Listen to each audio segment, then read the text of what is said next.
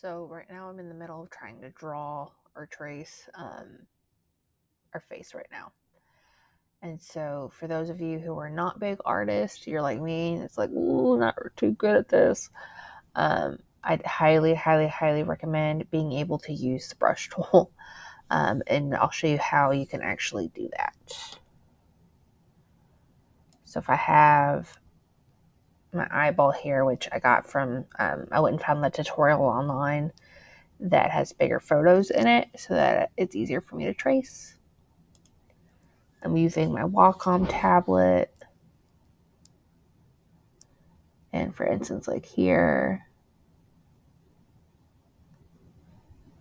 you can see I'm drawing out.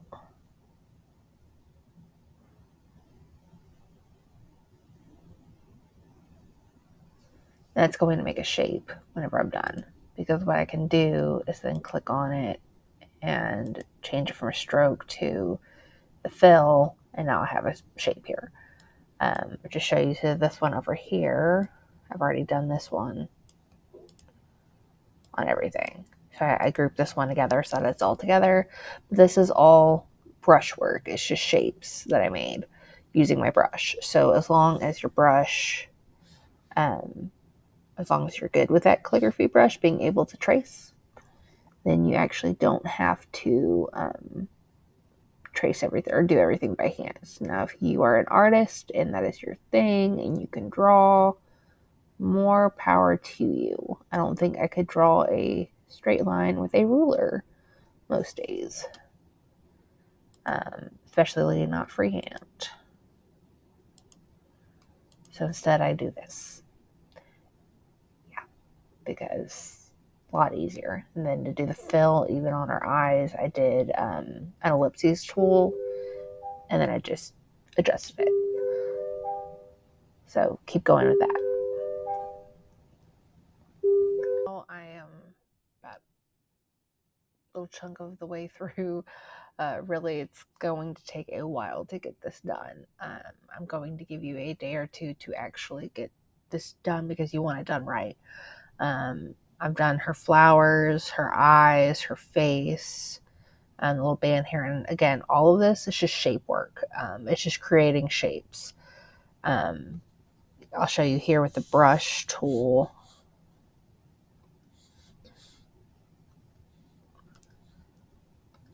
If I do this with the brush tool and flip it,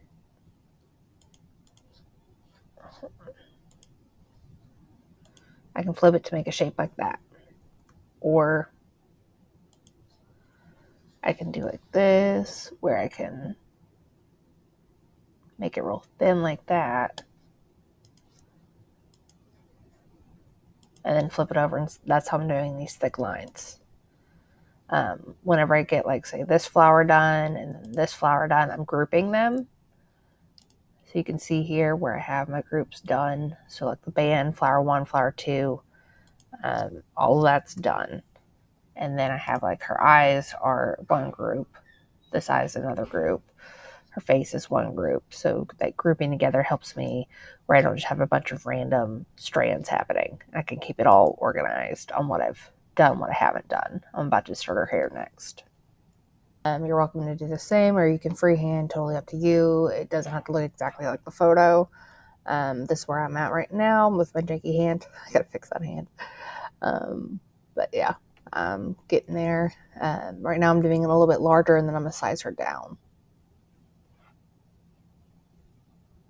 Once I have my whole thing, like actual sketch done, I'm gonna have my lines, and then I'm gonna have my layer here.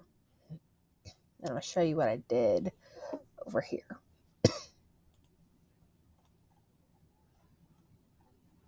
I copy and pasted it so I can show you guys.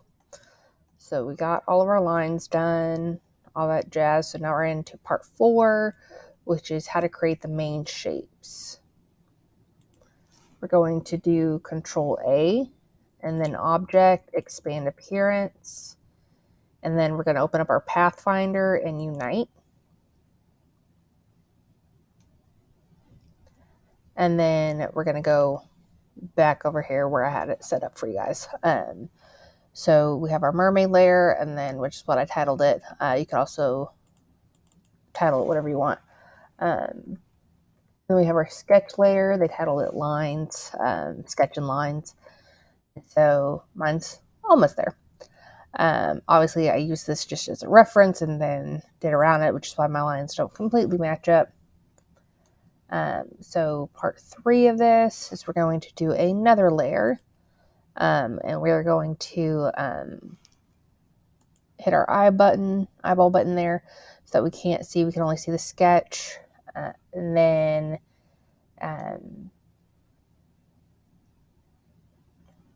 we're going to create. We're going to create a rectangle.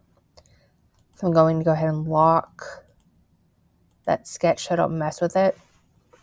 Going to do Control minus, so that way I can actually see what's going on. Unlock that real quick so I can move it up. And so I'm going to go and grab a rectangle,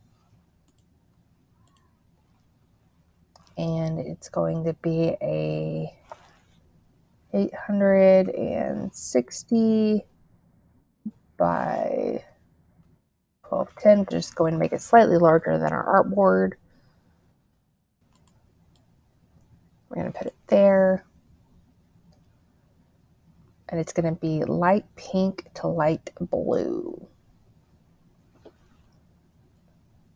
Okay, so I'm going to grab my gradient tool. And let's see.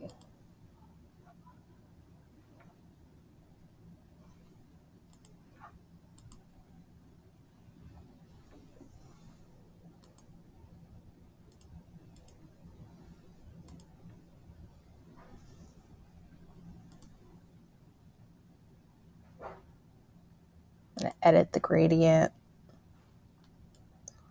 so that it goes this way. They don't have a specific color that they're using.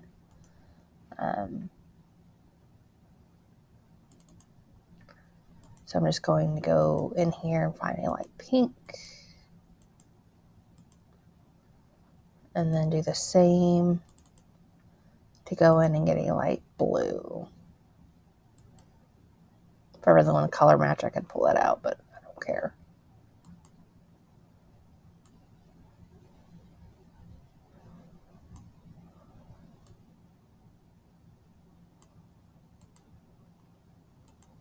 Okay. And then on my layers, I'm going to put this below the sketch. Theoretically, you'd be able to see the sketch if it was an actual sketch versus this one. So this is where it's off because of the fact that I don't have a sketch versus my actual mermaid. So I got to be aware of that.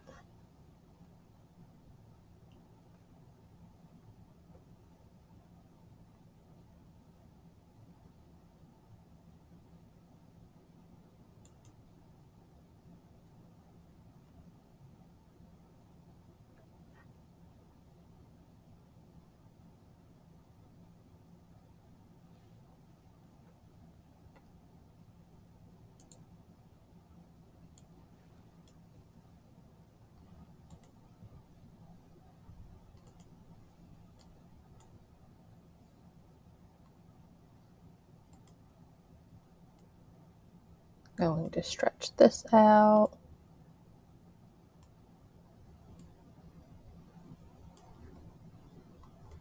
Because then I can use the pen tool. I will give you guys a link to the actual tutorial that I used if the website's working for you guys. But otherwise, you guys can freehand this. It's not a big deal. It's just going to be creating some water. Kind of just water vibe happening. So I'm going to get my pen tool.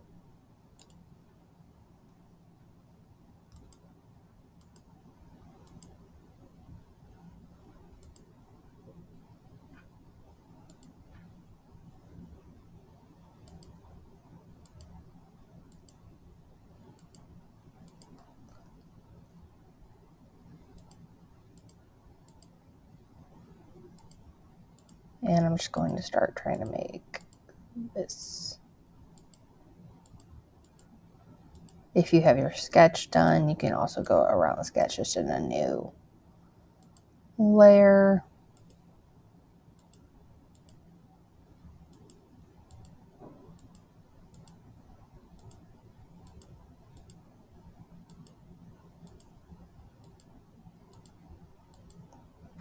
I'm just cheating and using this more as a reference because I need to get it done quicker than y'all, so I can move on to my next tutorial.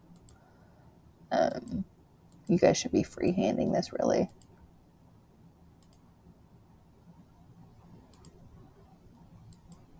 There we go. So I'm going to get rid of that. And we're left with this shape. I'm going to do that. And the opacity on it's going to be 25.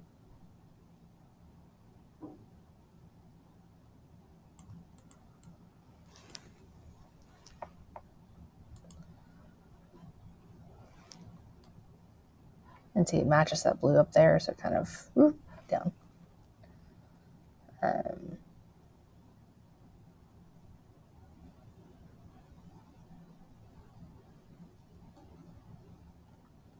And so you can see here how they're then freehanding some more shapes, gets more detailed shapes of the pattern inside the main form.